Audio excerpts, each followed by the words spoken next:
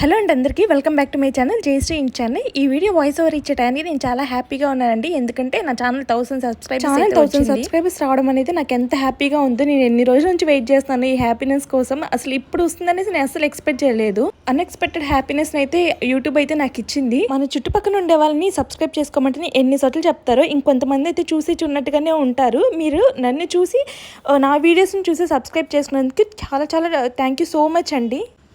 మీ అందరికీ మా పొలాలను అయితే చూపిస్తాను రండి. మా పొలంలో వచ్చేసి ఇలా సీజనల్ ఫ్రూట్స్, వెజిటబుల్స్, ఫ్రూట్స్ అన్నింటినీ మేమైతే పండిస్తామన్నమాట. మా పక్క పొలంలో ఒక చిన్న ఫామ్ హౌస్ అయితే ఉంది, దాన్ని కూడా చూద్దాం రండి. ఎవ్రీ ఇయర్ నాగల చవితి రోజు మాత్రమే ఆ మమ్మీ అయితే పొలాల దగ్గరికి అయితే తీసుకెళ్ళేవారు. లేదంటే సమ్మర్ హాలిడేస్లో ఒక 2-3 టైమ్స్ అయితే వెళ్తాను. దాని తప్ప నేను కూడా అంత పెద్దగా పొలాల దగ్గరికి అయితే వెళ్ళను.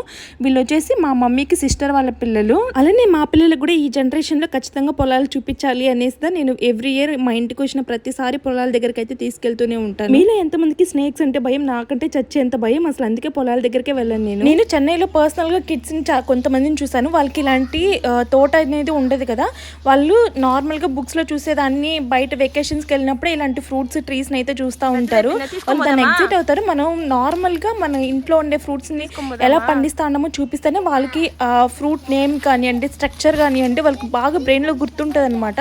మనం మాన్యువల్గా మనం బుక్స్లో చూసి చదివిపించేదానికన్నా ఇలా డైరెక్ట్గా వాళ్ళు చూపించి ఆ ఫ్రూట్ నేమ్ అనేసి చెప్పినామంటే వాళ్ళకి బాగా అయితే గుర్తుంటుంది. నాకు ఇక్కడ ఒక ప్లేస్ చాలా చాలా బాగా నచ్చింది. ఆ ప్లేస్ మీకు కూడా చూపిస్తారండి.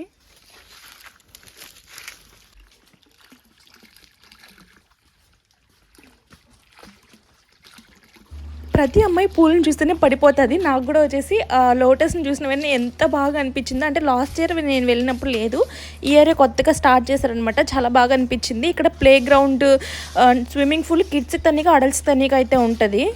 మా వాళ్ళైతే అక్కడే ఫుల్గా ఎంజాయ్ చేస్తారనమాట. అంటే అమ్మమ్మ వాళ్ళ ఇంటికి వెళ్ళాలి అంటే ఆ ప్లేస్ కంపల్సరీగా వెళ్ళాలి అన్నట్టుగా చేస్తూ ఉంటారు. అంటే పిల్లలందరూ ఉన్నారు కదా, ఏదో నార్మల్గా వచ్చేసి చికెన్ తందూరి చేసుకుని తిందామనేసి సరదాగా చేసేస్తాం. సరిగా రాలేదు, ఫ్లాప్ అయిపోయింది. అసలు నాకే అసలు ఏం మాట్లాడాలో తెలియట్లేదు. వీడియోస్కి వీళ్ళ వెనకాల నుంచి నన్ను వచ్చేసి టార్చర్ చేస్తున్నారు అనమాట. ఇలాగా